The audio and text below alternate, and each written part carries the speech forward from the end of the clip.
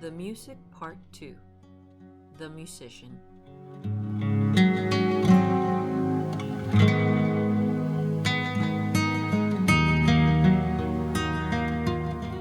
Symbolism in the Order of the Eastern Star, just for members. In musical practice, the person who plays an instrument, the musician, is critical, because without the proper performer, music would not have the transcendence that distinguishes it. In the order, the musician deploys the techniques and gestures necessary to perform his job efficiently and is instructed so that his actions are filled with a spirit of peace and universal love. Undoubtedly, it is necessary to distinguish those who not only perform a score, but who, living and knowing the art, are extraordinary in their interpretation. The virtuoso must bring the potential that he keeps in his soul to reality through his chords and the physical factor of the process. He needs to practice to bring his purpose to perfection. Our goal is to reflect on the importance of the musician and his instrument as symbols. Symbolism is a language that metaphorically allows us to discover that which underlies, the sacred that the symbol subtly expresses, the hidden knowledge that becomes real by evoking it, but that is not subject to the rigor of science or religion.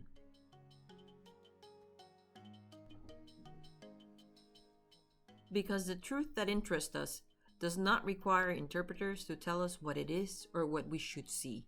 It is trapped in the symbol to be revealed to the diligent investigator and must be sought out. In the Order of the Eastern Star, music is very important because it accompanies all our processes.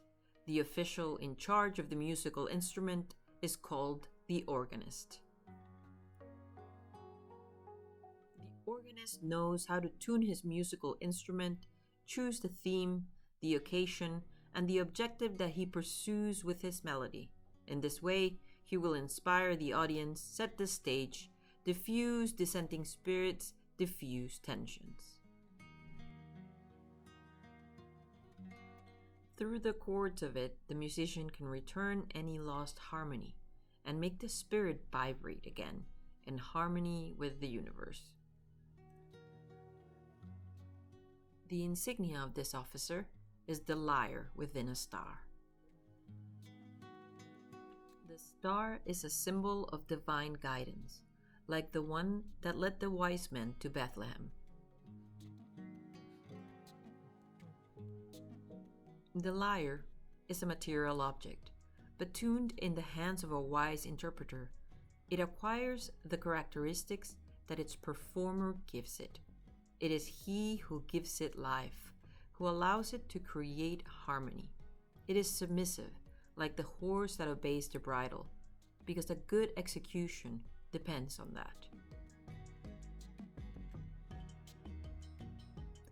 The instrument is stored when it is not used, but it is very useful when you need to bring harmony. Seek the balance between the parts in a fair way. Perhaps the lyre is the oldest known instrument. They have been found in funerary remains belonging to Mesopotamia, dating from the 3rd millennium BC. We find this instrument in tombs as part of the grave goods called lyres of Ur. In Greek mythology, it is said that the lyre was an invention of Hermes, and that Apollo played it with exceptional skill. Classical myths relate to the lyre as a symbol of water, a link between heaven and earth, as a connection between the material and the immaterial. We see this instrument portrayed in Catholic temples in the hands of its performers, the angels, for example, because they are associated with inspiration, spirituality, and the divine.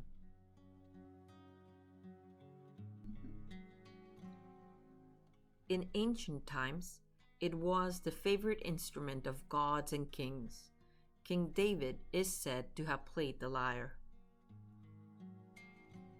From time immemorial to today, music is used in the arts, sciences, for religious purposes, to uplift the spirit, or as a means of moral purification, capable of healing afflicted spirits.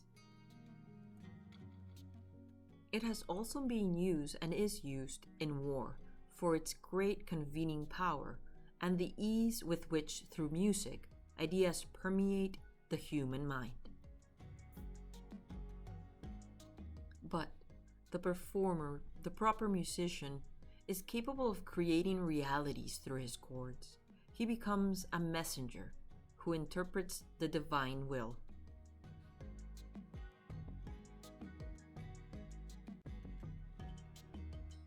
The proper musician has a special power that responds to divine vibrations that are in harmony with the cosmos and are based on ethics that allow him to produce notes of great beauty, capable of shaking the deepest part of the being.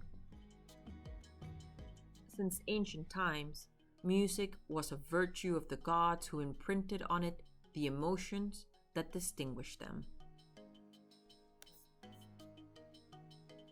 They were privileged beings, like the organist, who through music imitates, from the most sublime of his own creation, the ability to channel energies of balance and universal harmony.